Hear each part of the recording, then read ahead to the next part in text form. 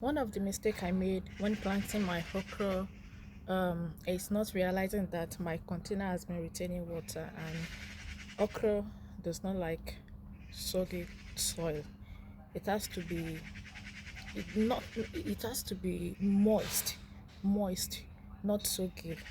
So I did not understand the process at the beginning, and the plant has been turning yellow, pale, somehow.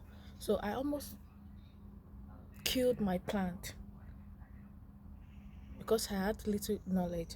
Everything I've been getting, all the knowledge I've been getting, I got it online and I was putting it into practice until I realized that okay, let me change the tactics. It was then I realized that my container has not been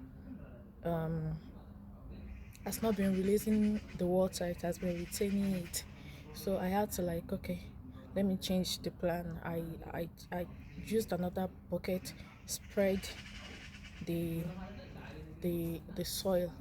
I scattered it so that air will come inside, and added a few dry compost on it. And that's that on today's episode.